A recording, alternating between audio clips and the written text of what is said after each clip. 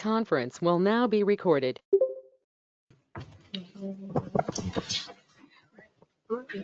I'm ready. Good afternoon. I am Diana Brody, Chair of this committee, and I would like to call the meeting to order. All right, can y'all hear me now? All right, I'd like to call the meeting to order. Do we have a quorum? Madam Chair, at this time, you do not have a quorum, Okay.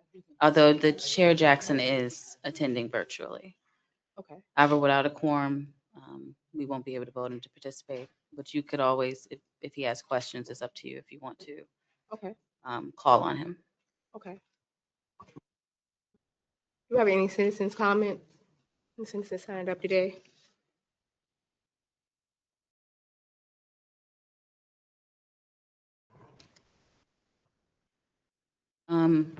I'm not sure who's monitoring. Has any citizen signed up to speak? Okay. Can you call their name?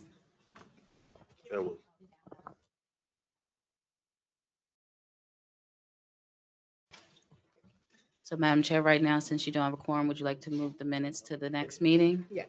Okay. I'll let you know if you do end up getting a quorum. Okay, thank you. Very welcome.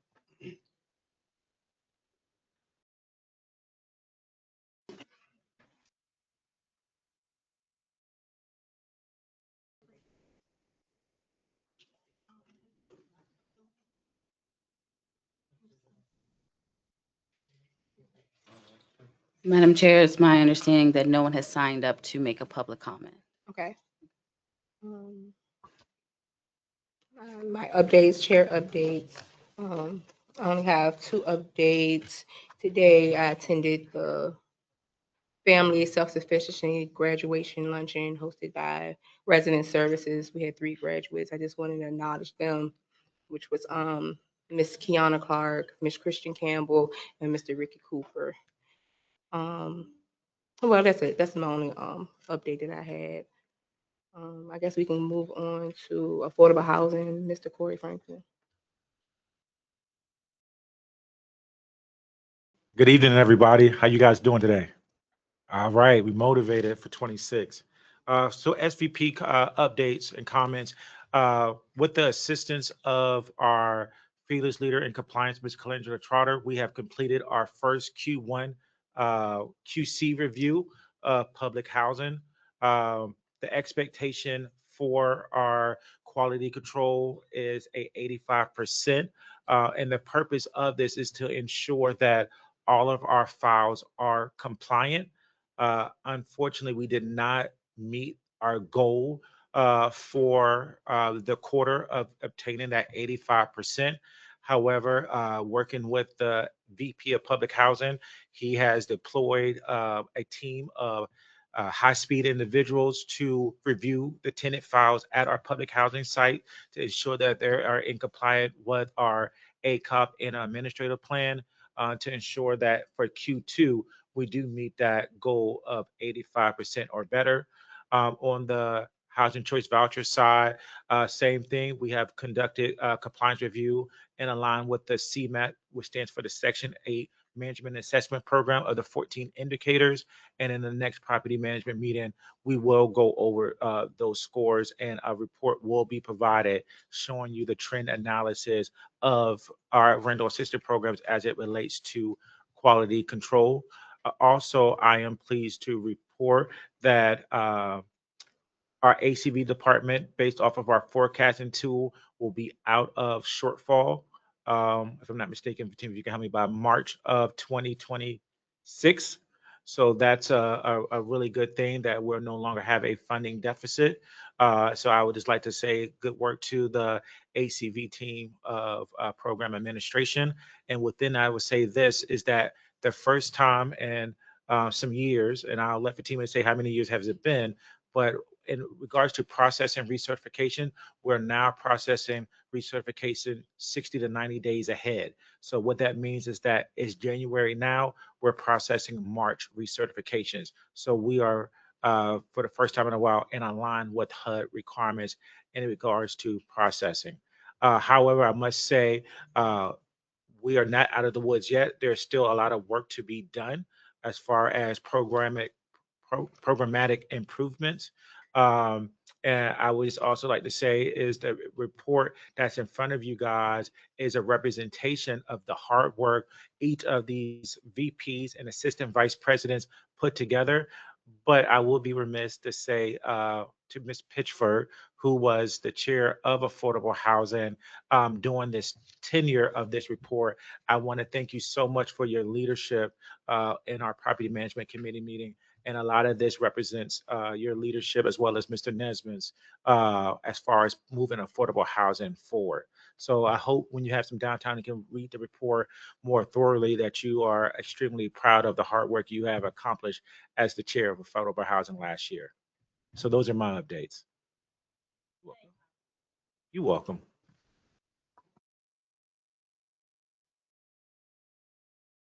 Any questions? You have any questions? Oh, Comments? no, no question. All right. Madam Okay with Chair, if those? I may. Yes, Yes, ma'am, Madam Chair, I have a question. go ahead. Um, Thank you for the report. Can you hear me? Yes. Can you? Okay. I just wanted to trying to understand what the 85% markings for Q1. Uh, what were those categories? It sounded like two categories that we were insufficient. Is that correct? Yes, sir. So what that is every month, Ms. Trotter goes out to our AMPs and conducts a quality check on our tenant files.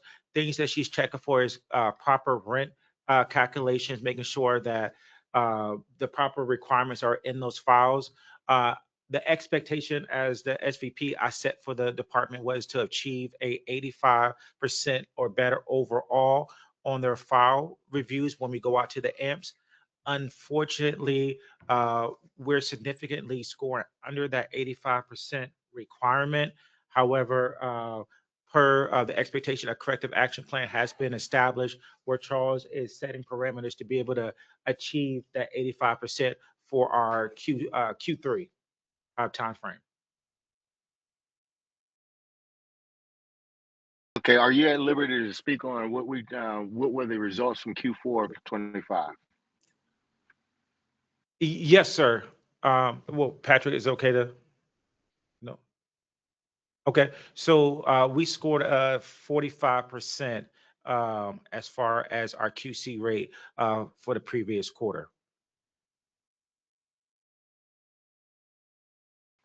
Okay. Did you also say that there would be a report provided, which would be available to the Board of Commissioners on these detailed shortcomings? Yes, sir. There's a full write-up regarding Ms. Calandra. She did an independent report, and then me and Mr. Williams provided a corrective action plans with the action items that we're planning on taking these next 3 months to improve. So yes, sir, we do have that. Okay. Thank you. I You're welcome. appreciate it.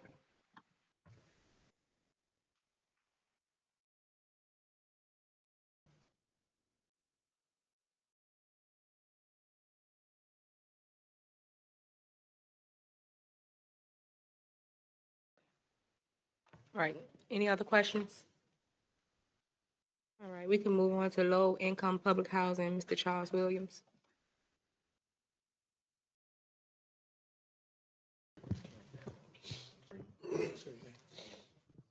Oh, there she go.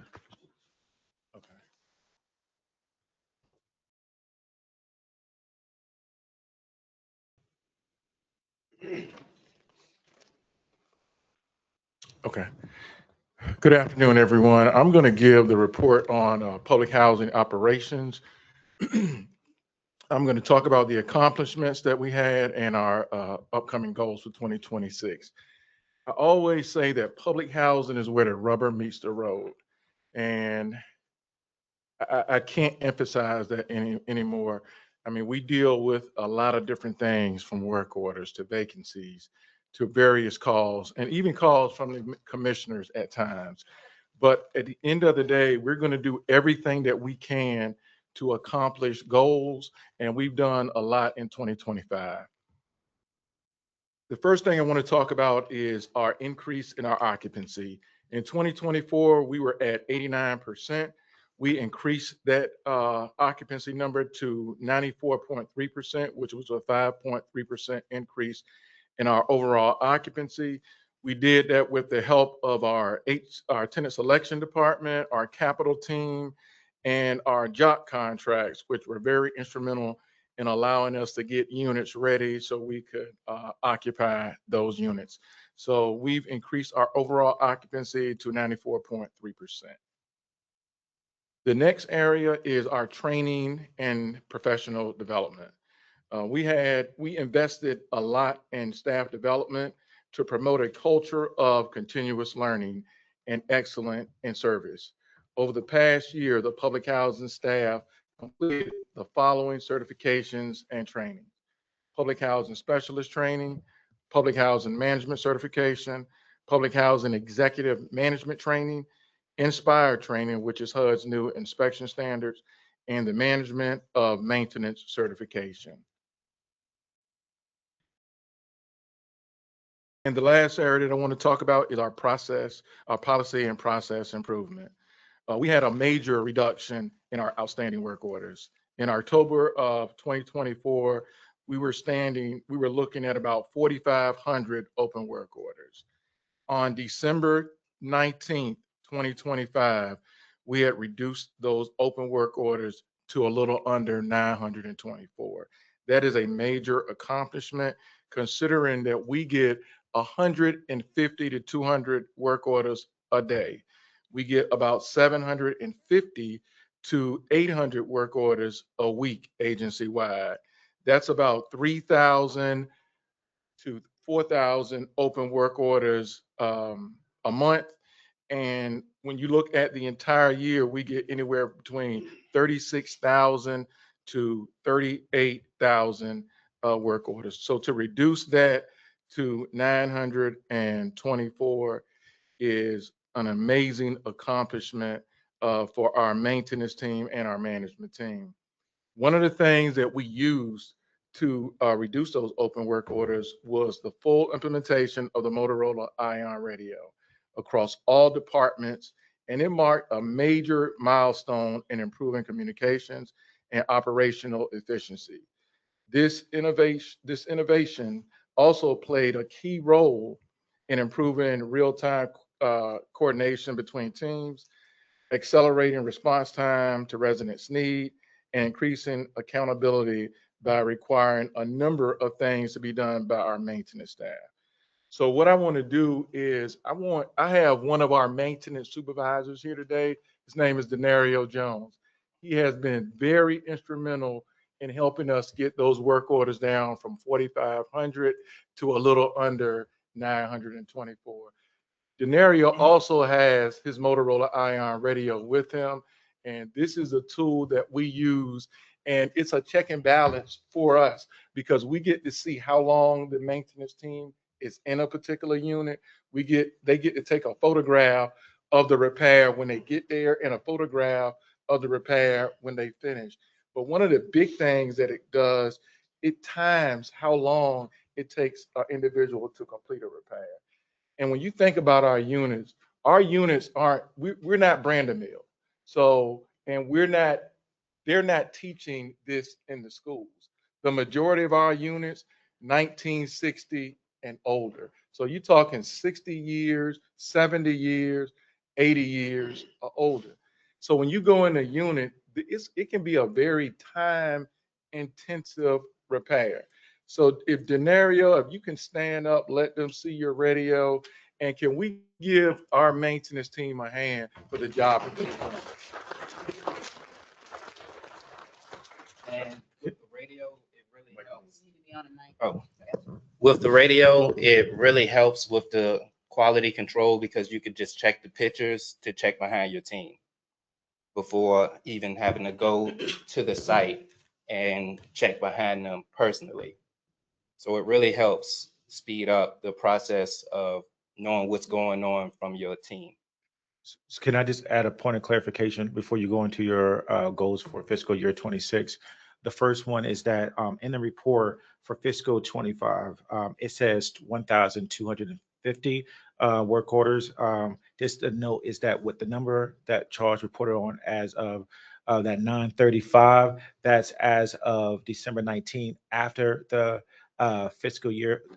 We in a new fiscal year. So since that since that September 30th deadline date, we have reduced that number down some more to 935 with the overall goal. And I think this is going to be part of Charles's goal. So I let him talk about that. But we're just keeping that number down as low as possible till we can get to a certain point where we can set some service level agreements that I'm sure Charles is going to be able to talk about soon. And then the next thing is one thing that Denari says about pictures of the units when a work order was done to QC it. I just want to say that there is a lot of opportunity that we have in regards to the level of service we are providing our residents in regards to our work orders. So one thing I wanted to say to kind of round this out is that Ion radio system is like a cell phone, so to speak. So you can download apps to it.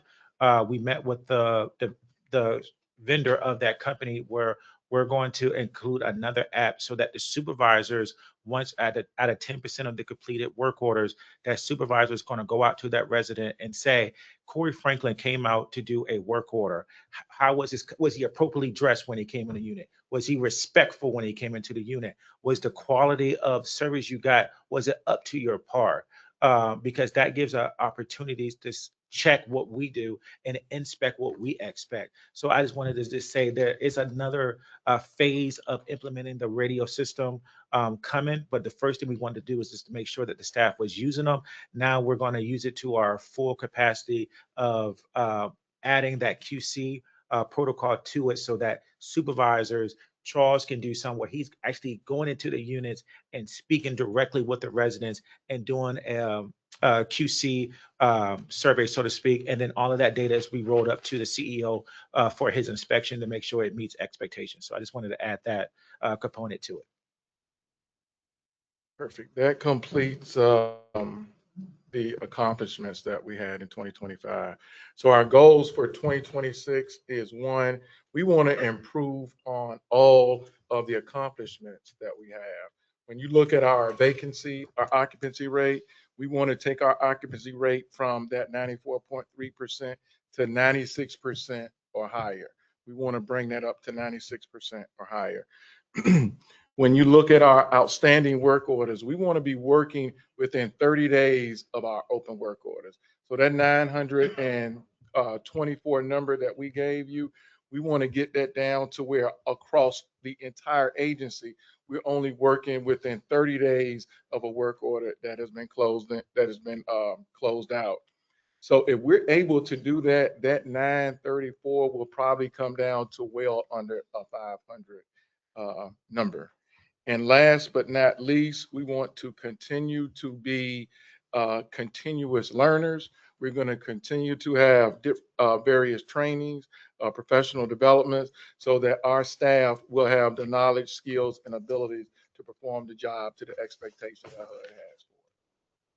That concludes my presentation. All right, before I speak, do any other commissioners have any questions or comments? I'm speaking after you. Yeah, I want to commend the staff on their outstanding performance, but I do have a little concern about the elderly buildings. Let me phrase this question correctly. Has the data for the elderly buildings, have that been upgraded, or is it about the same? And what I mean is the work orders, like in the lobby of the keeping the elderly buildings lobby and everything clean. Has that improved? What I'll say as far as work orders, our elderly sites probably have the lowest amount of open work orders compared to the big six. Denario is one of our newer supervisors, but we'll continue to provide him with assistance so that he can maintain the buildings at the level that is expected. Okay. Yeah, and then my last question, I'll get with my chair and see when this question should be addressed. I'll get with my chair. Okay. Go ahead. The numbers seem amazing. I'm not knocking anybody for the hard work. But how many of these work orders was completed? It was closed, but how many was completed? And you say on that radio that the supervisor get a picture of what's completed. So you mean to tell me when somebody receive a dirty appliance, the supervisor okayed that, and yet they're still a supervisor? We should treat everybody. I don't care how much rent you pay. I don't care if you're behind in rent. We're going to treat people the way that we want to be treated. You don't take somebody's stuff that you wouldn't take to your own home or to your own parent. These numbers seem amazing, but I know for a fact that there's a whole lot of stuff that's not completed. They say it's done, and the work order seems like it's a whole lot because you say you came in, you fixed something, it's not fixed, now I got to call it back in. So that's 2 work orders for one thing that's not fixed. Then y'all say it's sitting on supervisor desk, but once again, it's been closed out. Because I've been asking questions. Because I said it can't just be bro, it can't just be me that's having certain issues, right? How would you feel your refrigerator go out? Anybody know food stamps came out what day? The 1st. Your refrigerator go out on the 2nd. Housing authority don't bring your refrigerator to Monday. So one of the things, I didn't actually, one moment, I didn't actually speak. I'm not trying to be rude. I want y'all to listen and understand these are people's lives. These are people's children. People have health conditions. People have a lot of stuff going on. And people may not always be able to articulate how they feel because they be so passionate, they be so upset. Because I can speak on it. They brought me a dirty stove. They brought me a stove that they took out somebody else's house with roaches in it to my home. And you're telling me that a supervisor okay for that to come into my home. So if you're doing that to me and you know who I am, you know I'm gonna talk my stuff. What are you doing to somebody who's 18 years old with that first lease who don't know that they have a voice? And you want to tell me that these numbers are okay? No, that's not okay. How would you feel if I came to your mama's house and just dropped off something that I wouldn't give to somebody, nobody, human? Where's it okay? And don't talk about y'all answer the phone. Y'all don't answer the phone. Y'all know why y'all answer the phone for me? Because I call from my work phone. But I go to my mama's house and I pick up her phone and I call, no, nobody answer. I sat outside this building one day and I spoke to people. You know how many people did not speak to me till somebody came out saying, hey, how you doing, Commissioner Brody? Well, we're an agency that said we would love our people. But yet and still, we got rid of services, the people that are for our people. The people that deal with our mental health in our communities. The people who are on ground with us. The people that wake up 6 o'clock in the morning and take kids to Radford University. How do we get rid of those people? But yet, I have to hear maintenance staff bragging, oh, I don't care about getting put in the street because what's going to happen to me. I could just use my paid time off. So don't nobody care. I'm going to call a spade a spade. I'm going to put it out there. Because why? These are my people. I was chosen to be in this seat to represent the people that I see. Because y'all go home. I'm at home. They can come knock on my door and say, look what they did. I have a mouse problem. You know what they did for the mice? They came and put down stuff they didn't know they can eat through. Why? Because they nobody want to take the time to put down the right stuff. Then we're blamed for having a problem. But I just told you, I brought me a stove of roaches.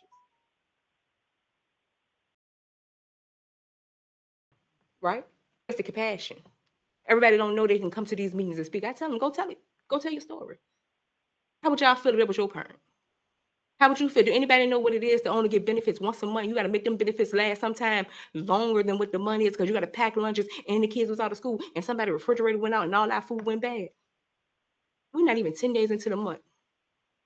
And then you wonder why some people have an attitude. You know why? Because them kids don't want to hear the housing authority and bring me a refrigerator, baby, or yoga bag. You think that baby care? That baby don't care. That baby, no, hold on now. I see the box, but you're telling me I can't eat it. So if I seem passionate or rude, Mr. Will, I won't try to be rude to you. I just want y'all to understand how real this is. To go somewhere and to be treated. And the first thing some people say, they owe rent. I don't owe housing authority a thing. They owe me $1,700. I paid it on my Navy Federal card. I want it back on the Navy Federal card, okay? Okay. But everybody don't owe rent. Everybody not behind. All of us are not rude. All of us know, you're not gonna say that. Because the same way I appreciate y'all need to be respectful to the tenants need to be respectful to the workers also. But you got to understand, when you've been dealing with a baby all night that's hungry because the food went bad, you ain't going to be the nicest person. Because now I got to think, how am I going to feed these kids the rest of this month when they was home for 2 weeks? It's when mine didn't go out because they stayed in the refrigerator. But y'all know what I'm saying. They was home, they ate everything. We try to start over. We're gonna go into this new year and we're gonna do these things right. We're gonna do these things right. We're gonna show that we are agency that say we care. We're gonna show people that we care. We're not just gonna say it.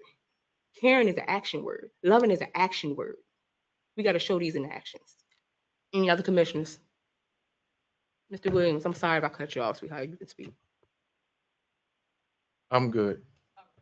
Miss Commissioner Brody, I just want to say this is no excuse, but one of the things in hearing that statement, one of the reasons why we are going out doing the QC inspections and going into each unit to verify the quality of work is because it's one thing to take a picture or to close out a work order, but we want to ensure that we are inspecting and ensuring that when we go back in there, we can see a work order that's been closed out, and then we're going and asking the resident saying, did somebody actually come out and do that work order? So we are putting the control in there to making sure that gets done.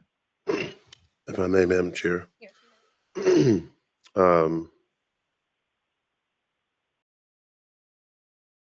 Appreciate your passion.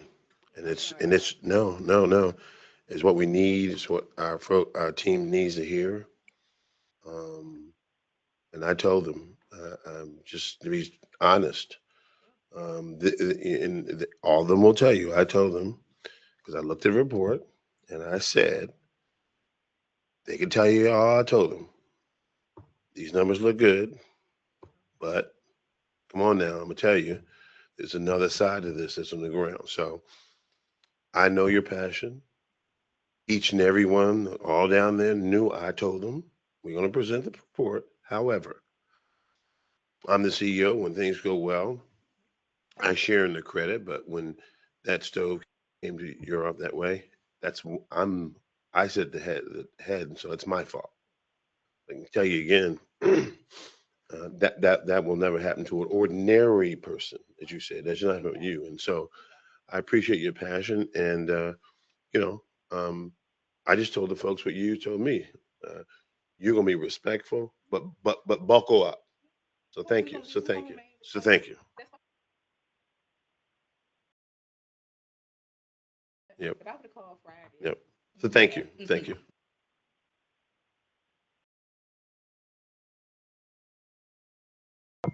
Commissioner Brody, with your permission, our AVP of Public Safety has an appointment he has to get to. Can we go out of order and allow him to go up next? Sure. Thank you, sir. Thank you, ma'am. Thank you, Madam Chair. Um, Public safety is not enforcement alone. It is truly prevention, partnerships, and presence. With the team and the division of Ms. Monty Gales, Ms. Leandra Brown Turner, and Ms. Dee Dee Anderson, throughout this past year, they've been pretty much the the the, the glue and the components that pretty much got public safety on the map for this year, because this year we received the Innovative Community Engagement Award from RHA.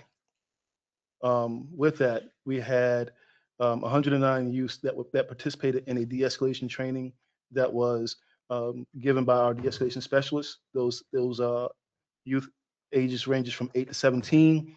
They were taught about conflict through the power of their decision making.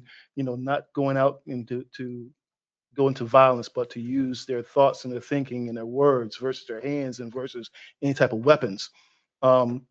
We had the ice cream socials that we did for our communities, Gilpin, Mosby, and Creighton. We had over 415 individuals participating in that. We had our community partners with RPD, VCU, VCU Police Department, Broken Men's Foundation, more community advocates that came out and supported our efforts in trying to show that, we're not just here just to say that we're here. We're here to show that we are making our presence seen, to make sure that, if you see something, say something. Those are the things that we're trying to show and make sure that we ensure that you all know that we're here for your safety.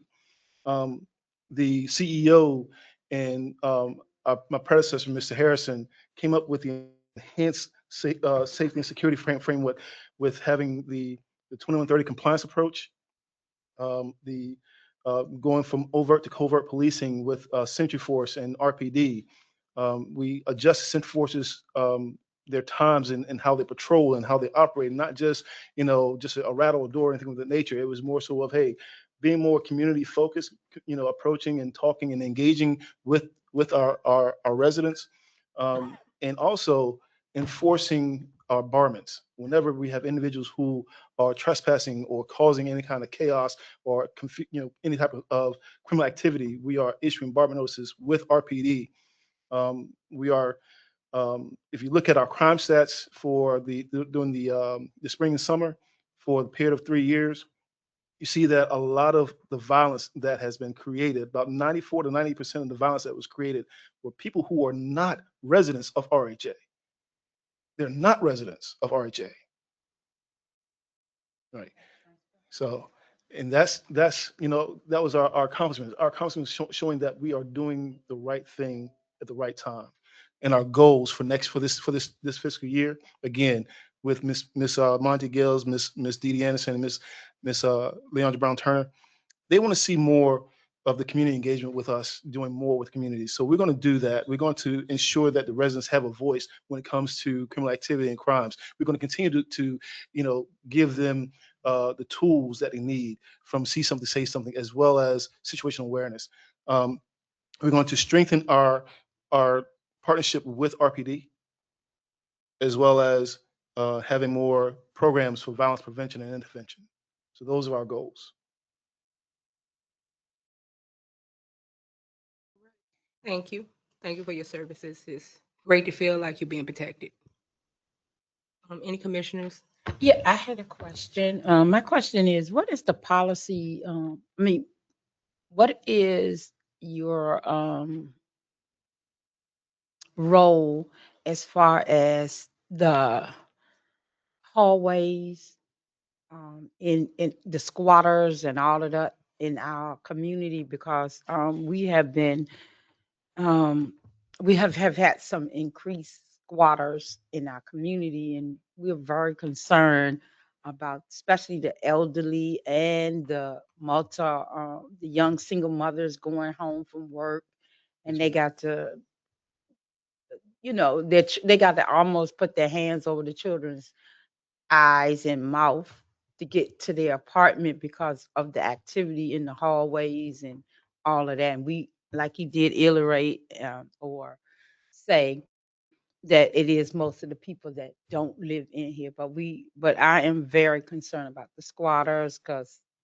Yes, ma'am. So when it comes to persons that are squatting or trespassing on our property, both RPD and Central Force officers, when they approach individuals, a lot of times what happens is those individuals will like leave, try to flee away from them. If they do actually, approach and they're actually able to have that contact with the individuals, depending on the severity of the situation, they will be detained and handcuffed. RPD will come and issue them a summons or arrest them, depending on the circumstances of that particular approach. So when it comes to that, that's how we do. Like I said, a lot of times when Central Force or RPD does approach those individuals, they run, they leave, then they come back after RPD or Central Force has gone on to patrol another area. But it's going to be a continual effect right now because it is colder. We are pretty much giving more patrols within our residents. We're actually up doing more and more as the days progress. And every time that I see that there is like, a change in weather, the patterns, those are the trends and the patterns and how we're going to do. So we're just going to continue to proactively patrol it and try to decrease the squatters that are looting. Loitering, I'm sorry. Just to add a color to it, Commissioner Go Pitchford, we are using capital funds to purchase doors or to go into contract with doors, which are steel doors that you cannot penetrate. So we wanted to wait to do that presentation, but you asked the question. So in efforts to reduce, you forward thinking, so we definitely appreciate it. So what we are doing is we're going to be installing the doors as we are turning units. And what the overall goal is, when a unit is vacant, we install those steel doors so no one can break in it, mess up the unit, and increase our overall turn time, and we can get families in there quicker. So just wanted to let you know another provision along with security, where the property management side is taking efforts to reduce squatters. Okay, and this, our chair, can I have permission to speak to the CEO on this information? This one is concerning the lighting, the back lightings in the alleys and all of that. At one time, and somebody can correct me if I'm wrong, that when a person walked by, the lights would come on, but now in certain areas, the lights don't come. The lights are not even coming on in the back. The front is beautiful, from Chamberlain Avenue all the way to First Street. It is the most beautiful in other areas too, the front part, but the alley parts and the traffic is beginning to be more and more. They're sitting on people's porches and all of that, and they're feeling comfortable. I noticed when the lights would come on when you're there, because it shows up, and we're concerned if we don't know the policy, because I don't want to get into operation thing, but is it a policy that we gonna keep up with the minimum and make sure the lighting is on the back? Sure. So I'm gonna let Charles talk on it a little bit, but I think it would be good for us to identify the specific areas, because you know well, Commissioner Pitchford, that sometimes we have to identify where it is city like responsibility poles Right, that's and why I wanted ours. to ask Yeah. you So if you want to talk about that distinction. briefly. Pass it over to our senior VP and he can talk about the light. So in regards to lighting, we are doing something what's called a site-based security plan, where we're going to each AMP and addressing the key components as in regards to safety. Lighting is one of those components in that plan. So one thing we had a conversation today is that Theo is going to be coming to each of the RAB meetings and asking to have a audience to be able to say, in your community, what is those issues, so we can survey or get input from our resident advisory boards at each of our communities for their input on the plan, as well as our employees, to make sure that everyone is feeling safe. And so thank you for bringing that to our attention. Thank you. That's all And I have. if I can also, I'm sorry. I've actually had some conversations with City of Richmond in their Safe Communities office, communications office. So they actually are looking at. We did a couple of surveys, and with their community policing through environment subtab, that along with they're looking at having some grants as well that they can use for lighting. So we're looking at that, and we're going to be hopefully an assistance with getting funds to do that for the lighting. So we're looking at that. Thank you. That's all I have, Madam Chair. Madam Chair, if I may ask a question. Yes. Mr. Reynolds, thank you for your safety overview.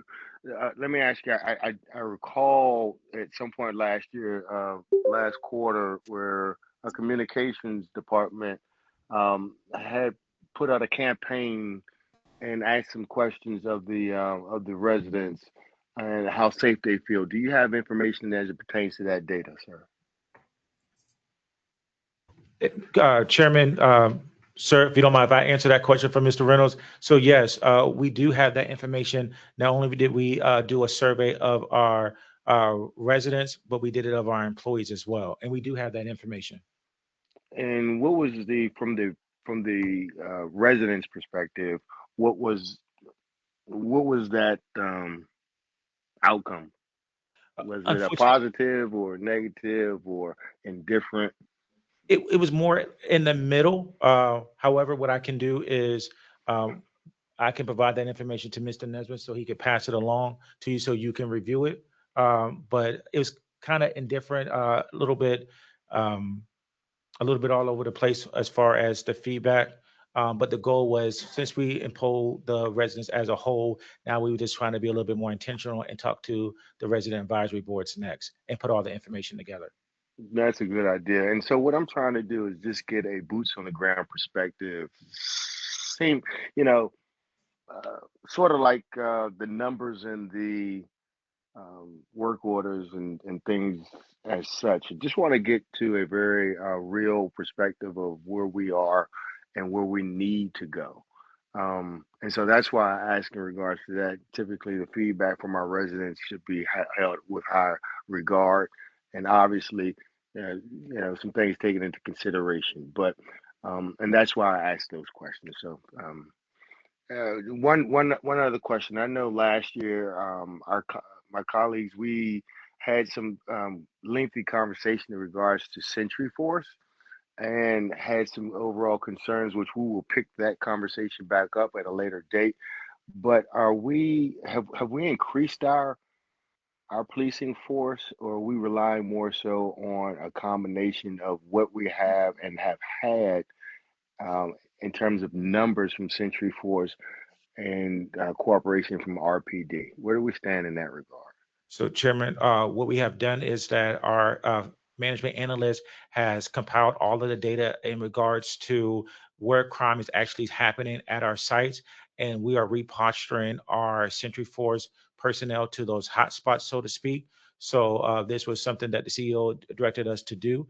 So the goal is we're currently putting the information together. So on RHA side, we have put the data together. So now we're at the step where our liaison at RPD is pulling what the police department have, and we're putting everything together as one centralized report.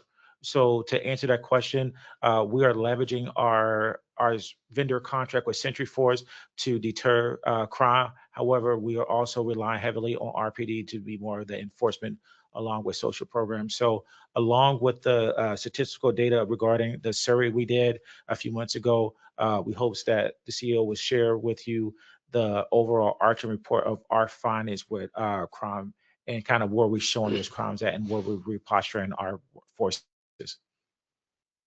If I may, Madam Chair. Yes. And yes, and Chair Jackson, we have I've directed for us to change our force deployment, specifically having RPD, and we do meet with RPD. We meet them typically here in the boardroom, and we discuss at least mid-year what has worked and what hasn't worked and what you ought to be doing differently. RPD now is focusing on hotspots and having our security force focus on soft spots. So looking at crime, we'll be giving a data report next month, looking at crimes, incidents that happen that could lead to a crime. So maybe there's a big argument or someone's got a bat and they get, that could lead to a real assault. And so we're looking at what we call soft crimes, and we'll be presenting some of those numbers next month. Thank you. And one last, I guess it's a question, observation.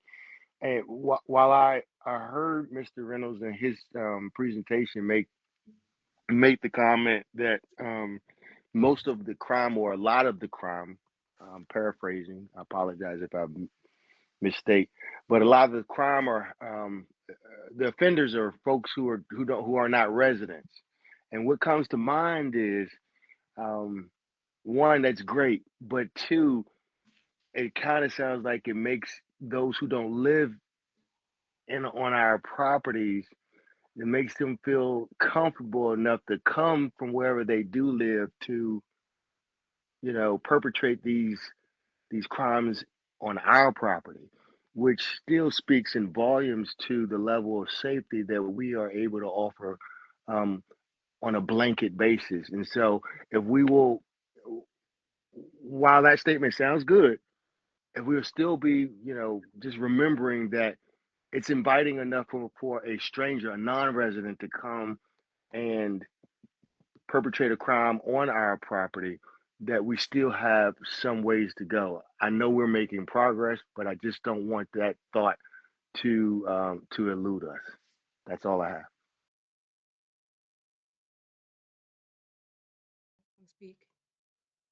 Yes, sir. Only thing I was going to say, I think what in Theo's report is that they're ramping up the debarment notices. So we are, for those non-residents who are committing heinous crimes or any type of infractions at our property, we are working with the police department. And in the beginning part of last year, we did meet with the police chief, and I believe that we're going to be meeting with the city attorney in efforts to have a little bit more measures to deter people from doing nefarious things on our property. So your messaging is well taken, and hopefully we can see a reduction in the total number of non-residents committing criminal activity.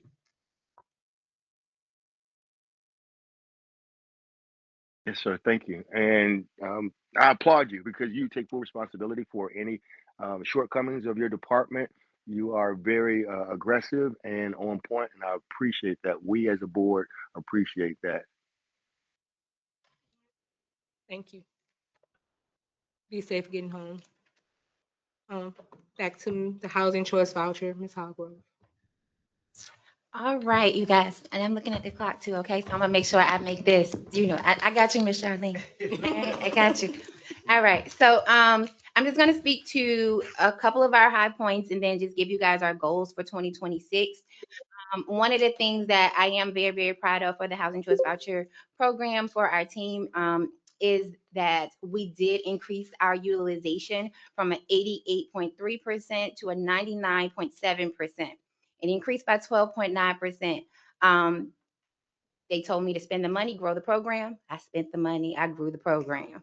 So 4,060 vouchers, we were leased at 4,049. We left very little money on the table. And with that being said, that means that there were families who were issued vouchers and were able to get into housing. Another one of our accomplishments for last year was that we also increased our PBV utilization. That's our project-based voucher sites. And that was just a matter of filling those vacancies and filling them timely. Also, our vacancies actually began to be filled at our RRHA properties. If you remember our RRHA properties, those are the ones that went over to the Michaels company. So that's your Idlewood, that's your Admiral Gravely. If you're from Richmond, is Rainbow. It is your Stovall, it's your Bainbridge. Families are now moving back in with those, are moving back into those units as well. And then our third our third accomplishment was the success of our meet and lease event. As I spoke to just how we increased our utilization, we did 2 meet and lease events last year. Those events, we had over 200 families that were successful in finding housing or being able to come in contact with landlords that helped them to successfully use those vouchers. One of the barriers that we do know our families have is that a voucher is just a piece of paper. It is not the golden ticket always. So the voucher is not always the answer, because we give you the voucher, but you have to be able to go out and find your own housing, find a landlord that will be able to accept that voucher. You are responsible for your security deposits. And so when we were able to put on events like the meet and lease, we had landlords who were waiving security deposits, waiving application fees. Families who didn't have transportation, we had over 40 landlords right here in this room and on the room on the other side, where all you had to do was walk up to a table and you could apply right there. So that was one of another of the successful events that we were able to put on this year. Some of our 2026 goals, my number one goal, and I'm being transparent, is we did lose our high performer status. We dropped to standard. So, and that was solely because of our backlog and recertifications. And so I am committed to making sure that we continue to process recertifications timely, that they are processed correctly, not just timely as well. And we will be back in our high performance status at the end of this fiscal year. Another one of my main goals, and it kind of piggybacks off of what Ms. Brody was speaking earlier, is customer service. I will never pretend to act as if we get it all right. I know that there are always areas of where we can improve, and that is also on the housing choice voucher side as well. I know people say that they can call the call center and they're not able to get through. I call my specialist and her voicemail box is full. And I could go on the list of things that's happening on the backside and say that we're short staffed and things like that, but we will be better. We will do better in 2026. One of those goals is that we want to reduce escalations. We want to be able to respond to inquiries within 48 hours. And I want to be able to assist our families with portal access, getting them knowledgeable in being able to use the portal, because that will cut out on having to call your specialist and things like that. Getting our families comfortable enough with technology, not to be afraid of it. It's okay to push it. And if you get it wrong, we're going to back it up and I'm going to help you get there so that because sometimes they're coming in and they're calling, they just want to know, did you get my recertification? Has it been processed? And if you log into your portal, it'll tell you if it was 100% complete, and it'll give you that update, or it'll tell you it was still pending, or things like that. So I want to put that power back into our families' hands. Make sure that they're not afraid to use some of these avenues. And hopefully with us moving back to Chamberlain, being a little bit more accessible, you don't have to come down here to Broad Street. You don't have to pay for parking. You don't have to come on the, the fifth floor. We're right there back on Chamberlain. You can come in and ask those questions. We're available Monday through Friday, 8:30 to 5. And we will be back January 20th. Doors will be open, and we will be receiving families on Tuesday, the 20th. We'll be back. Commissioner Brody, can I just add one more thing? Something that Fatima spoke about was growing the program and working with Fatima and other departments. Fatima's voucher program has grown in the result of our ACC, which is our annual contribution contract. So when we started 2025, when we came, our allocation of vouchers was 4,060. However, we just got notice in December that we were awarded some tenant protection vouchers that was on the table. And now, if I have my math right, I think our ACV program has increased to 4,300, a rough number about 4,300. So that means that we have an even bigger ACV program that we had before, working with doing that analysis and making sure that we ain't leaving anything on the table. So I just wanted to give that. So we are allotted about 250 more slots. So that's 250 more people that will be able to assist with housing, issuing vouchers, TPVs, HVP, and things like that. So it's about 250. Yeah, Madam Chair. Far as the foster children aging out, is there any hope for them? Yeah, it's one of the goals and one of the things that we are working on. So we have a MOU with the Department of Social Services. We are eligible to receive those vouchers up to 25. They do offer work groups. What the holdup was is now that we just need to get our MOU updated so that we can begin to receive referrals, because DSS is ready to work with us now. I will be completely transparent. They were a little bit hesitant at first, but they are ready. They have identified families. So it's just a matter now of getting an updated MOU, and so that we can get it in place. In addition to that, HUD released a note, and I sent it to Fatima, that we're going to go after. It's the Foster Unification Program and the Foster Youth Initiative Program. That those are programs that are geared to, if people are aging out of the foster system, it provides rental assistance. So we are going after those additional vouchers as well. And this is the last question on that.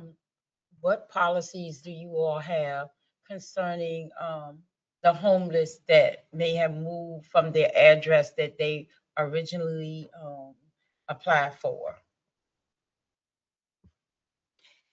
I want to make sure I understand the question. You said if they're homeless and they've moved away from that address. They applied at an address. They became homeless.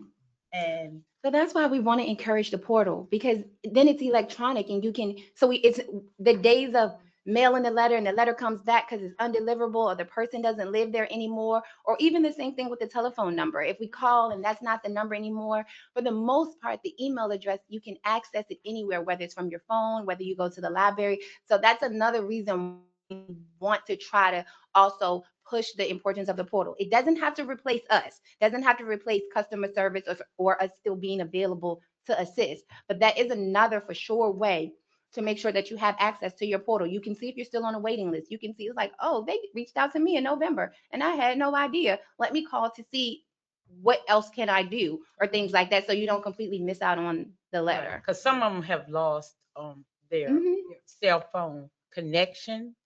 And I know I've been to some of the shelters they call themselves the phone where they can call and all of that. But so one of the things that's coming over to 918 is we're also going to have the kiosk over there as well. So if you don't have a cell phone, you don't have a tablet, you don't have access to Wi-Fi, there will be 2 kiosks in the lobby, and then we have 3 that'll also be scattered about the building. You can just simply come in, even if you don't need the young lady who will be, or the young guy that'll be at the front desk, go to that kiosk. If you just want to check to see where you are on the wait list, or I just want to see, have they done my recertification because you don't have access to the internet, you'll be more than welcome to come into the lobby and do just that. Just use the kiosk and check to see where you are. Is there any time that y'all can, I know things are tight. I know money is tight.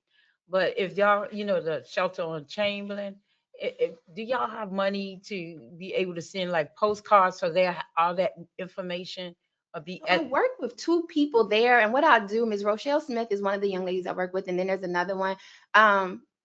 During our next, and I think we haven't met in about 2 months, but she does send us referrals and things over from the shelter. What we can do is we can schedule a meeting and see if we can come over, maybe make sure we're posting, just make sure we're being more intentional with our conversations. But I do have two people that we work with on a regular basis there that sends us referrals for families that are in the shelters for public housing units, and we do those on a weekly basis. That's all I have. Thank you. I just wanted to make sure that they was. Save my spot. Yeah. So we're doing a Save the Spot campaign as well, if you want to talk about. I said I was gonna be short. It's his fault, you guys. Okay, we need it. Come Save on. My Spot. We are going to be doing Save My Spot campaign. It'll be coming out in February. This is another way where we purge our waiting list. This lets us know who is still on our waiting list, if they're still interested, and if where they are on the waiting list. Maybe when you applied 2 years ago, you were a 1-bedroom, but you got lucky and had twins, and now you need to be on a different bedroom size or something like that. So we're going to be doing Save My Spot in the month of February. We are going to be very, very intentional about communicating with our families that this is available. You'll be able to come up to the office if you're not sure on how to save my spot. We'll assist you with saving your spot in the office, and we're going to run that campaign for 30 days. We'll do it for the entire month of March. So we're going to campaign the entire month of February, and we'll make it live for the entire month of March. That we'll be doing Save My Spot. Last year, like Yep. I did last year. Yep. I would like to say thank you. Not as a commissioner, but as a mother, as a resident. And you can generally say that you care. I just want to give you your flowers too. Not a lot of people know that we went to high school together, and so it does warm my heart to see you in that seat and to see you, You kind of see the speaking growth. up. I do, and I am genuine. I know it's off the record, but I just want to give you your flowers. That I am very, very proud of you. And it's good to have a board that reflects the community. Yes. So you're not speaking from a place of what you think that they want. You know what they want. You know what they need because you're a part of it and you're there. So I do want to tell you that I'm very proud of you, girl. Thank you. I appreciate you. I definitely want to. Yeah, it's been some growth. Are you ready, Mr. Stuckey? Yes, I'm All ready. right, resident services. Good evening, everyone. Just a few updates, a few highlights. So just want to talk about our Youth Employment Leadership Program, which has been one of our flagship program, our STEM program, and our Village Student Program. It's all part of our CEO Youth Leadership and Employment Program that we're still waiting for Mr. Nesmith to get us some funding for. But in spite of that, we have served nearly 400 or 500 kids next year and last year. And we're going to continue to move forward with that program. We're talking to partners and planning for our Youth Employment Leadership Program for the summer, as well as our STEM program, of course, our Village Student Program. I have to give Mr. Nesmith credit. He did talk about a way in which I can develop funds for our scholarship program over the holiday with possibly a golf tournament that I have to do all the work. But nevertheless, we're going to move forward. It's nothing new to us. We do everything from serve food to sweep floors in resident services. So, but that's one of our flagship programs we're very proud of that was actually encouraged by Commissioner Johnson years ago, prior to Mr. Nesmith coming here. Also, just want to talk about our FSS program, which is our flagship family self-sufficiency program. As Commissioner Brody, Chair, talked about this committee, talked about that today, and we had 3 graduates. That program has been in existence for years and it's continued to grow and develop. And so we have some ambitious goals for the upcoming year. And then just talk a little bit about all the services we provide, the 591 referrals to our for residents who needed services. And we're talking about our job seekers as well as our Feed More program and also our community events, which are flagship programs, is a way in which we engage our families, and then we also be able to connect with them to actually provide them further services. So in this year, we're looking, as I talked about, to receive some funding for our CEOs, Youth Leadership and Employment Program. And as we have been in the past, we're prepared to get that funding in spite of Mr. Nesmith's inability to receive that funding, to move that program forward. Also, our FSS program, we want to grow that by 25%. So we actually received a grant last year to get a second coordinator. So we're excited about that. And so over the next few years, we plan to double the participants to about 125 to 150 participants. But this year, we want to increase that by 25%, probably 30 or 40 more participants in our program. So we'll have even more robust graduates and those types of things. And then another thing we're going to focus on this year is employment for our families. We've been working with some partners to actually kind of put some things in place so we'll be able to have the supportive services that our family needs in order to actually become employed, so they actually will be able to overcome some of the barriers that they have. And so hopefully we have been applying for grants, and hopefully we will receive some of those grants as we continue through this fiscal year. Any questions for me? You know, Lord, I got a question. Yeah, I just wanted to make sure that the STEM program stayed alive. Yes, Or the did I STEM say a curse word? No, as I said earlier, the STEM program will stay alive in spite of Mr. Nesman's promises and inability to deliver. It was alive before he came, and it will continue to move forward. And as we continue that program, we're really- excited to get back into the Calhoun Center, which is our staple lab. So we're excited about the Calhoun Center and how that will actually enhance our ability to serve youth, because the building is going to be incredible and more people will be coming. And I can say that Mr. Nesmith was instrumental in giving away the Calhoun Center. So we're excited about that. That the city, so, in spite of, the city is going to fund that program and doing some wonder renovations in the building. I'm not sure if you've seen the renderings that they have outside of the building, and also I saw them today working diligently on the splash pad that's going to be Thank you, Lord. at the Calhoun Center field. Madam Chair, may I defend my honor on one point?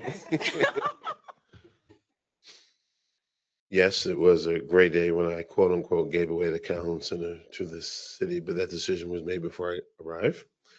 But what I did do, I took off my CEO hat and I put my lawyer hat on, and I ensured that RRHA, I put in legal language in the agreement in which turned over the Calhoun Center to ensure that, because Ralph Stuckey thinks he gave birth to the Calhoun Center, right? And literally, and I mean in the literal sense. So I knew how much he was hurting. So I made sure that there's legal language that says that when you walk into the Calhoun Center, first floor all the way to left back, we still own that. You go up to the second floor, same thing, left side corridor, all the way back. We still own that. And I'm proud to say, even though he said I gave it away, I was able to bring back a part of his child that he gave away. Thank you. Okay. Yes, and so let me put that in perspective.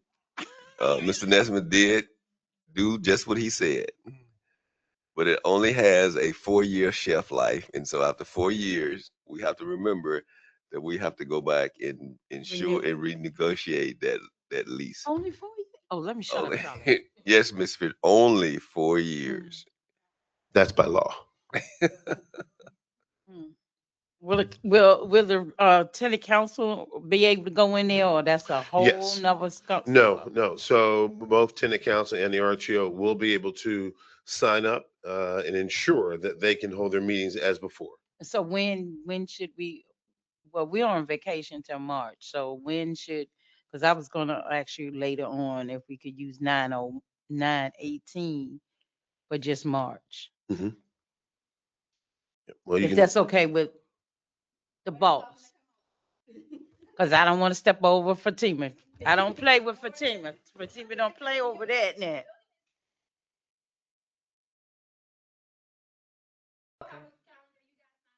Okay.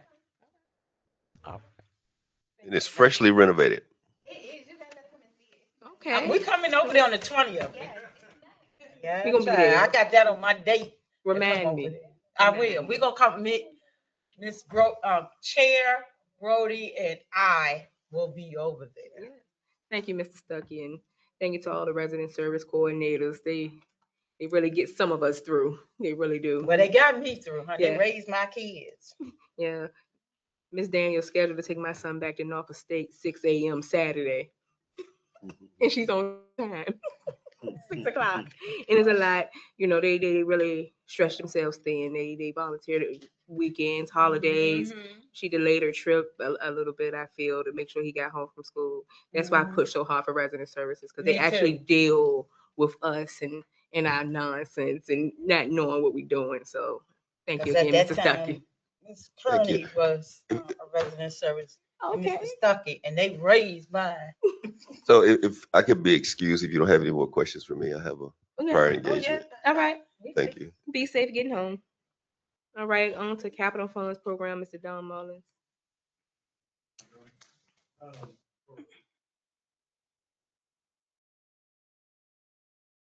Sorry. I always forget the mic, apologize. For 25, capital funds team has enjoyed the relative success of modernizing our senior sites.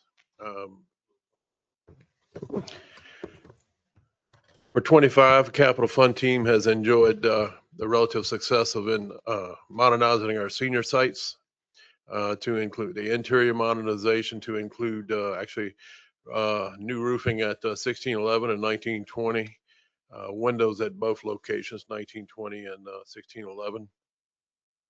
And we anticipate enjoying the same success as we move into 1611, our final senior site, our current senior site. That's what I'm concerned about. We since the document has been produced, we actually closed out 700 South Lombardi. We have completed that modernization. Oh, my gracious. Yes. Thank you, G. 3900 is well on the way. 1920 is well underway. Like I said, for 26, we're hoping that we're gonna enjoy the same success with 1611.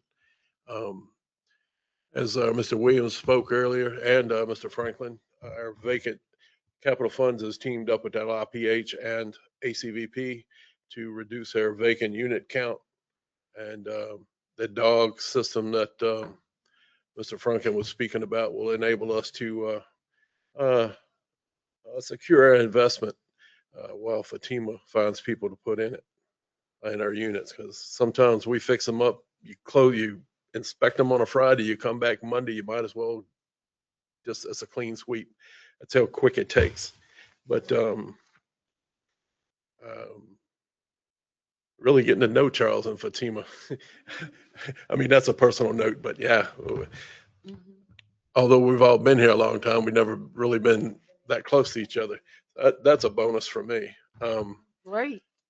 Also, we're gonna enact a JOC program, which will enable us to really expedite the process of securing contractors and completing projects. Have any questions? My question for the capital funding, the money like for last year that or couple of years that some developments may not have gotten because they was anticipating a demolition. Is that money going to be put back, or that money was sent and it's gone? Eventually, there's a Especially process for all the of that. year from 20, I should have brought it with you, but I'm gonna email it to you. From 2023 to up to now, because 2020 prior to that, most of all of that money was really spent. Correct. But it started not some camps weren't being funded because the demolition was in. I wish Mr. Charles Williams was there. The demolition was not in progress. That's the wrong word. Anticipated. That's the word I want to use. And I want to know from that time up to now, where the gaps are, is the money still there in the gaps, or y'all had to turn that back over to HUD? Yes, Madam, if I may. Uh-huh. So SIG will will get you the answer to that at the finance committee Okay. meeting. Okay. Okay, I'm sorry. No, she will. So make sure we get that answer. Okay. Write it down. I just wanted to know because I was keeping up with all of the capital fundings and the gaps and all of that stuff. Good question. Commissioner Jackson, do you have any questions? No, I don't have any questions. No, we can proceed. All right, thank you. On to housing compliance, Miss Calandra Trotter. Good evening, everyone. Happy Thursday. And it's not by mistake that I am the last to present. I have the honor of working with all of these departments, and my team and I, we are in place basically to ensure that we're all adhering to HUD regulations, local and state law. Housing compliance is a smaller department of the agency's overall compliance department, led by our chief compliance officer. So we are afforded the opportunity to work with mostly assisted housing programs and QCing or auditing what they're doing on a day-to-day. So basically, what you see in this report is what the housing compliance department's accomplishments are a result of what our other departments are doing on a day-to-day. So the biggest accomplishment for 2025, I think, was assisting with having HUD approve RRHA's reasonable accommodations policy.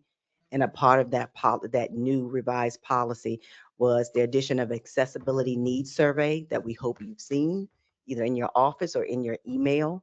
The notice of availability of auxiliary aids and services for persons with disabilities or needs as well. And a grievance procedure was added to the reasonable accommodations policy. So all of that was approved July of 2025, and it remains an ongoing part of our administrative plan and our ACOP for our low-income public housing and housing choice voucher programs. So that was a big accomplishment for 2025.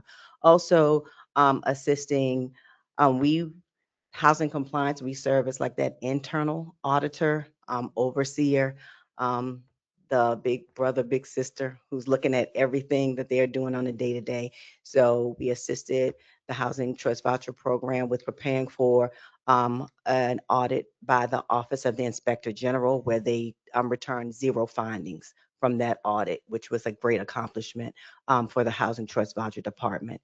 We continue to work on and assisting with staff, mostly the assisted housing staff who are working with residents and rent calculations that Mr. Franklin talked of, and reducing those errors in those particular areas. There's a system, a PIC system that HUD uses where all of their processes are inputted into that system. So HUD is always, they have reports of error rates and things of that nature. So both programs, public housing and housing choice voucher program, worked really hard to get those reductions down, get those error rates down. The biggest things going into 2026 is the development of a compliance corner. And compliance corner will consist of basically training and technical assistance for internal staff and ensuring that they have the tools they need to carry out their job duties and responsibilities with the least amount of error rate, and they're equipped with the knowledge and abilities to carry out their job duties and responsibilities on a day-to-day, keeping in mind HUD regulations, notices that come out, and things of that nature. So compliance corner will work with our larger will pull from human resources, our larger compliance department, to ensure that whatever training is needed is offered to staff. That's one of the biggest things for 2026. We'll continue to work with our both departments again under assisted housing and ensuring that our reasonable accommodation requests are responded to in a timely manner, and ultimately creating a centralized transfer list for low-income public housing of persons who are in need of unit transfers as a reasonable accommodation due to their disability. Of course, first and foremost, the goal is to house persons from the waiting list who are without housing, but we do have an obligation for our, once we house residents, if there's a disability that requires a transfer to a different type of unit, a more accessible unit, we want to make sure that we're responding to those requests timely as well.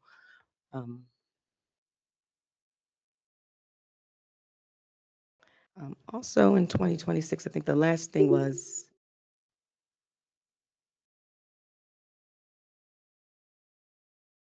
so yes, I'm sorry. So it was along the lines of the file review. So with our audit and quality controls, we're assisting the larger departments again and implementing standard operating procedures so that there's consistency across the programs from one AMP to the other to make sure that practices and procedures are being carried out the same way, whether you're in Gilpin, Hillside, Fairfield, whichever management office you're in, we'll have standard operating procedures for carrying out their processes from day to day. Any questions? Yeah, so basically your job is more on the operations side, right? Um, uh, it's kind of a combination. Go ahead, Mr. If you don't mind. Sorry. So the way that we're leveraging Ms. Trotter's expertise is she's out of the operational side of things, but she's more of the checks and balances. Yeah. So for an example, Okay. Regulatory. Because and we can't address any operation, she reports out on it. So Yeah. we can't Let me address handle any it. operations. Right. So let me handle. Commissioners. Yeah, if I can have that, if I may, please. So when Corey uses the word operations, he's talking about operation as defined sometime by public housing authorities, that the word operations is a side of public housing. Okay. That's not what she's asking, how the word is defined relative what the board guidelines and sort of guardrails where they don't move into operations. Right. Compliance is a hybrid, right?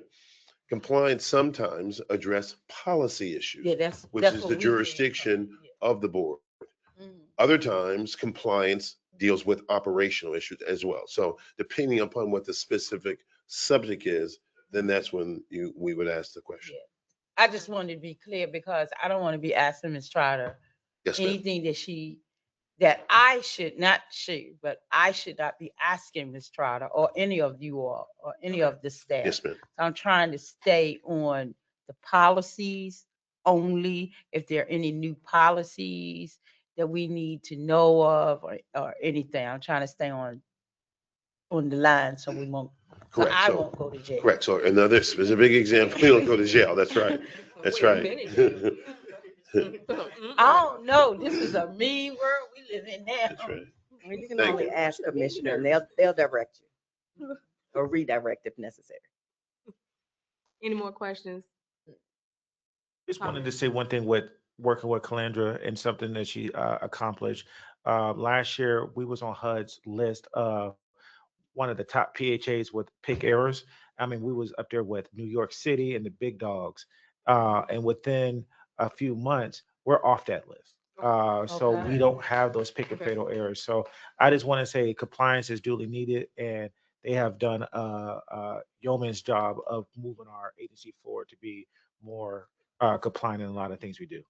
So just want to say that. Okay. I just want to be clear. Commissioner Jackson, do you have any questions or comments? No, if that was the last presentation, I just want to commend you all. We obviously have our work to do, but what's new, and look forward to a great 2026 and seeing all of our goals accomplished and just being the best that we can. And I'm grateful for each one of your service. Thank you. All right. Take the words out my mouth. I want to thank everybody for being with us tonight, and I guess see y'all next time. Thank y'all. Thank you.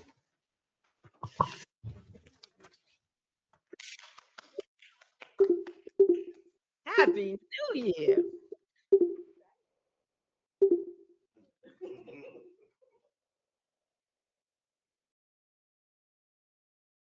Happy New Year.